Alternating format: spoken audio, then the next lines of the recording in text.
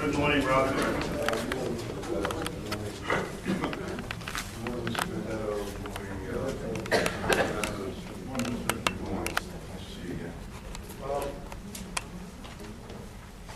have a few issues I'd like to address, but before I begin, there's something that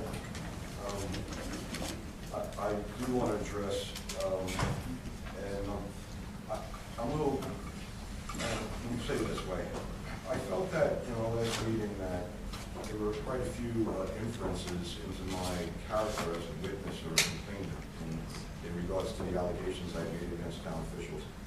I'd just like to take a second, and I'd like to share something with everyone that it's an accolade that I received while I was working for the New York City Police Department. This is actually one of my most cherished and prized possessions. And it starts out, Dear Police Officer Rip, the Integrity Review Board has informed me of your performance in our fight against corruption. Courtesy, professionalism, and respect are the principles which shape the policies and operational philosophy of the New York City Police Department. Your actions speak very clearly of your commitment to the highest standards of professional conduct. Please be assured that your faithfulness to your oath of service has earned my appreciation, in addition to that of the people of New York whom we serve. Thank you for acting in a way that brings credit and praise to the finest law enforcement agency in the world. It is important to acknowledge exceptional performance, and therefore I have directed the Chief of Personnel to include a copy of this letter in your permanent personnel file. Again, thank you and keep up your good work. Sincerely, Raymond W. Kelly, Police Commissioner. I'm sorry that I had to come out here and read this, but I really felt that I got beat up last week. This is the part I don't get. Why are you sorry? Well, I'm not sorry. I take it back. It's just a habit of saying that. Sorry. I'm not sorry, okay? I felt I got beat up last week, and I felt I needed to come out here and to read that.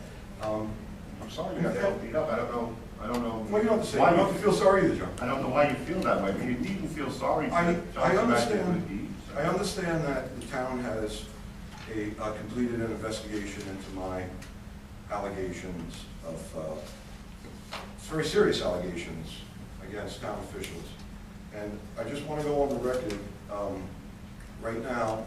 I know that the investigation is complete, but I do want to supply to the town on the record, first of all, a scan disc with all my videos that I've posted on YouTube in relation to my complaints, evidence, and whatever. And I also have photographs of observations that I made I'm not saying that there's not explanations for them, but these are observations that I made at Deputy Town Attorney Donna Swanson's property on 3 separate occasions, and 4 events are dated. And the last piece of information I'd like to share with the town and provide you in relation to my complaints are, in one of the videos that I made, it was actually a conversation with Mr. Ippolito, a 20-minute conversation. And I was questioning Mr. Ippolito in regards to his use of rented state land, specifically in regards to a building that he has on that land. And he swore to me that he had a letter from the town that gave him permission to supersede his lease agreement and to have this building. And I'd just like to read the final response to my Freedom of Information request to New York State Department of Transportation to try to obtain this letter. Please note that you have sent a partial response to this request consisting of permits on January 6, 2015. I'm sorry, this is dated March 6, 2015. A diligent search of all files failed to reveal any letter fitting the descriptions you sent in your February 2, 2015 email to Laurel Farini. So I'm sorry, Mr. Ippolito. Robert, address the chair and don't be sorry. You know, I had a conversation with Mr. Ippolito. It's public. Anybody can watch it on YouTube. And I'm sorry, but I think that he's very untruthful. And I'll stop saying I'm sorry. So I'd just like to, if you don't mind, turn that all into the town. That's okay. And I'd just like to move on to the investigation, because there's something I just need to question you about that I find a little bit remarkable. I know that, Mr. Vendetto, you reviewed my documents, you reviewed my substantiating documentation. We had a great meeting. We spoke for about 3 hours. And I mean, I didn't find out until the very end of the meeting, or our conversation rather, that 2 weeks ago, the last meeting, I didn't find out that there was actually the investigation of my allegations was actually completed and everyone was exonerated. What I find a little bit remarkable or strange is, I mean, and this is coming from my past experience in law enforcement. I mean, you acknowledge this was a huge, a massive allegations, a number of allegations. It was a huge investigation. And what I find remarkable is this investigation was conducted and completed, and I was complaining, and nobody even interviewed me. I mean, the only conversation I had was with Mr. Vendetto, and that was two guys from Massapequa off the record. How could an investigation? And by no means, I'm not attacking the disposition of the investigation, because I haven't read it, you know, your report. I don't know how you came to the conclusions that you did. But how could an investigation of this magnitude be conducted, and the person making the accusations wasn't even interviewed or anything? What kind of investigation was that? Moving on to the release of the investigation, 2 weeks ago you told me I wouldn't have to foil it. Shortly after the meeting, I was told by the town attorney's office, Mr. Sambelico, that it's being treated as a foil. Even if it is being treated as a foil, there's no lawful reason to release the results of the investigation. I've spoken to the district attorney. They're not prohibiting the town from releasing the results of the investigation. Did you ask the district attorney for a copy of it? Yes, I did. Did they give it to you? No, and I'll explain why. Because although it's obvious that the district attorney is doing a fair and impartial investigation, they're not relying on the results of the town's investigation, but because it is part of their investigation, they won't release it. But they made it clear to me that now that your investigation is completed, that they're not requesting or they're not prohibiting you from releasing it. And more importantly, this is the biggest thing, okay? I made some serious allegations about people. I thought that I had substantiated them. Mr. Vendetto explained that there are explanations for everything, that I was wrong about everything. If that's the case, I owe a lot of people a big public apology.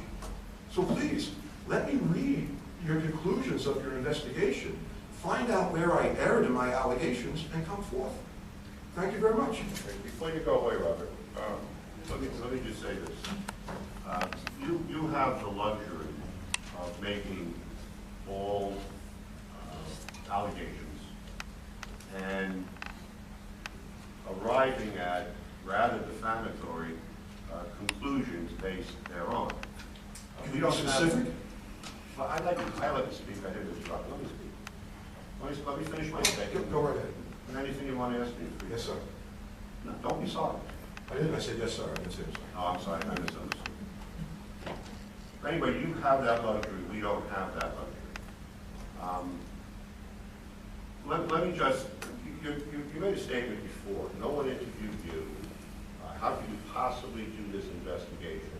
Now, I don't have the report in front of me, and I'm not going to go through the report. We too have communicated with the district attorney's office, and if I was advised by the town attorney that a FOIL request is necessary.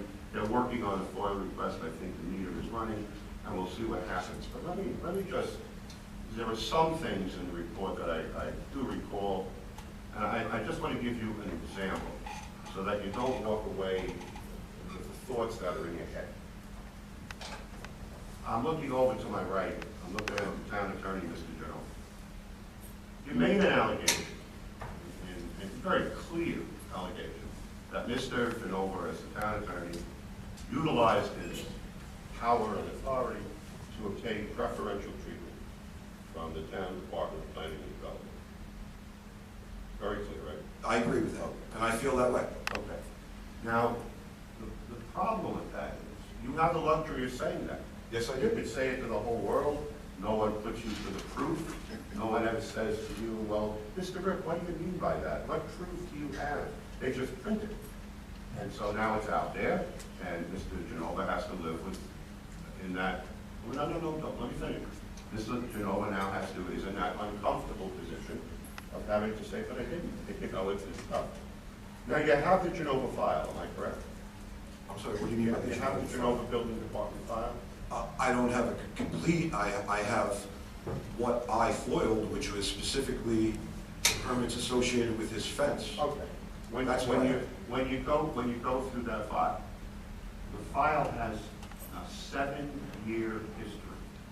Mr. Genova and the late Mrs. Genova, back in '07, began a process to get an addition to their home. They were subject to, I countless inspections. Every time a piece of work is done, there's an inspector's report corresponding to make sure the work was done. He paid an endless array of fees and things of that nature, all in compliance with the code. 7 years later, oh, by the way, he applies for a building permit, and it's rejected, and he's told to go to the zoning board of appeals. He goes to the zoning board of appeals, he gets a variance, he begins building, and he goes to this 7-year arduous process of complying with the town codes. There is not a scintilla, not a shred of evidence or any indication in that file whatsoever that Mr. Genova and Mrs. Genova, who since passed away, didn't comply with didn't dot every I and cross every T. Now, when you spoke to me at our meetings, you said that Genova used his power. I'm saying, wow, that's a pretty serious charge. I better go take a look. And I did go take a look. And I found a building department file this thick, replete with all of the things I just characterized. And there's much more. I'm just doing this from memory. And there comes a point where Mr. Genova goes in and applies for his ultimate certificate of occupancy. Is that the very last step? And he gets his certificate of occupancy. Now, he also, at that point, I think, needed to get a permit for a fence. And I think an air conditioning unit, is that it? And which we do, by the way. They are called instant permits, which are, I'm told, typically done in a very short day or two, or what have you. And now, I'm weighing on the one hand the unsubstantiated proof that underlies your statement that Mr. Genova used his influence and power to wrongfully compel the building department to do something on his behalf. And then I'm looking at the actual file, and I'm saying, these two things can't exist in the same universe. Now, no one is exonerating anybody, and the Nassau County District Attorney is not going to rely on our report to make its determination, but they are going to look at that file, and they're going to see what I saw and what you left out of your story, or perhaps didn't know. Perhaps you didn't know it. I'll allow you that courtesy. But Excuse me. But no. Okay, go ahead, finish. But before you defame someone, you should know the whole story. And I agree with you. And you know what? You're not allowing me any courtesy, because all anyone has to do is look at my Freedom of Information record history.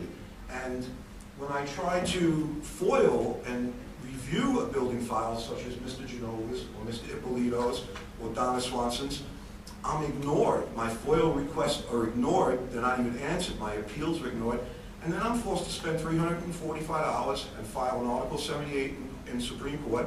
And then the town is spending thousands and thousands of dollars to fight my Article 78 because I want to see a building file. Now, don't you think that you have the luxury of seeing Mr. Genova's building file? I have the luxury of making an observation on the information that I observed and that's released to me by the town through the FOIL system.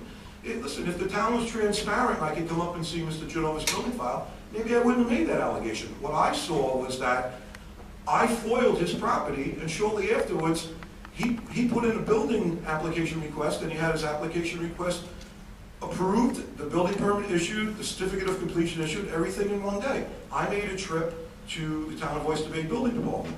I have a video on my website on YouTube, okay? I spoke to the gentleman there. He was courteous and professional, and he explained to me that it takes the average person 4 to 6 weeks to get a permit. Listen, this is my point, Mr. Vendetto. Maybe I am Mr. Genova an apology, but you got to let me see your report to make a determination. Well, I mean, you're not being transparent at all. What's the sense of hiding it? And there is no FOIL reason. I didn't come up here. I wrote you a letter, and you made a comment earlier about communication. We spoke. Okay, we spoke in a meeting. You left me a series of messages, and you were a great guy. Everything, we were on the same page until I decided that I wanted to come forward with everything. I wanted all of this addressed in a public forum. No. Then you haven't spoken to me since, and you haven't returned any of my correspondence since. I got a phone call from Mr. Simbelko, he's back there, informing me that we were going to foil this. Now, The FOIL law allows 5 days to make a determination whether or not the information is going to be released or denied. Okay, you're allowed 20 days if there's some other circumstances, such as you have to research or review for the information. You have the report, it's right there. It's 5 days. What's going to happen? It's going to be denied, and we're going to go through the typical FOIL process that the town is going to spend thousands of dollars not to give the information. It's public knowledge, please. Just let me see how you made your conclusions, you have my word. I mean, you know me. You have my word. If I'm wrong, if I made unfounded allegations, if I caused anyone any type of discomfort or inflammatory any type of action like that, I'll be the first guy up there apologizing. So please, just let's see the report. I think a lot of people in the town want to see how everything's okay. None of my allegations were found that I was wrong about everything. Robert, let's just make sure that the record's accurate. Our dialogue broke down when you asked me for money. No, John, I never used them. You know what, John? I have UFO messages here. You want me to play them? I never used the word money. I use recompense. And there's a big difference. The word money came out of your mouth. Okay? You asked me for $1. No, I never.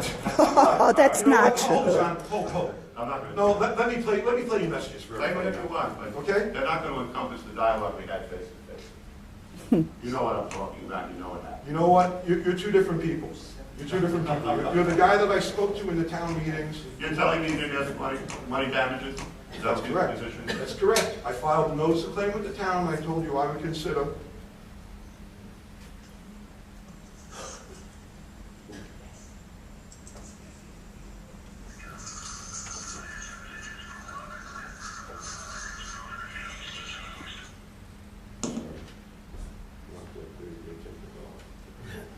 Matt and Tom, come forward right away when he's doing that.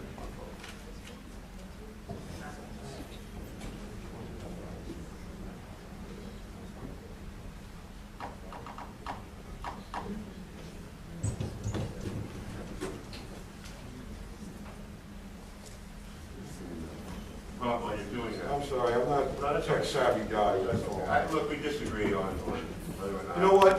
I'm not going to play the messages. It's not my point to do. Well, I don't care about that. All I'm saying to you is you and I have a disagreement as to whether or not you asked me to look at the dollar amount. No, I never mentioned that. Okay. Is this what it's coming down to? Is this what it's coming down to? Yeah, I got it. I was warned about this, but tell us on the FOIL process. Have we given documents to Mr. Rip in response to his FOIL request? And I saw Justice Murphy's orders and I read. Could you tell me what? Excuse me. I'm I'm sorry. Go ahead. Justice Murphy's order is on a FOIA request that is on appeal, where Mr. Rip has requested to see if all of the summonses issued by planning and development for boats parked on unpaid surface. Well, those summonses aren't categorized that way in planning and development, so it would take literally hundreds of hours to go through thousands of FOILs. Okay. So there's a cost. This isn't even relevant to what we're talking about, No, John. I'm trying to find out the extent to which your FOIL request. This has nothing to do with what we're talking about. It It's does. not about a clean separate incident. Robert, please, let me speak. Go ahead. There was a letter sent to Mr. Rip. Those FOILs might be made available upon payment of a fee. He felt that that fee was waived by Justice Murphy, and that matters on that. Okay. All right. What about the Genova file? To my understanding, he's been given those files, and that was the basis. He must have had those files in his access, because the allegations that he made talked about permits and applications, which, unless he made them up of whole cloth, have to be made up from documents that he came from. I'm a little confused. Are we explaining the report here, or can I reread it? No, you were saying before you had no knowledge of the history of the Genova's property. Right, only what was released to me I'm through FOIL. saying something different, that's all. That's all, we can disagree. But again, the bottom line remains this, you made a I think I complaint. got this going. Okay, fine, you made a complaint.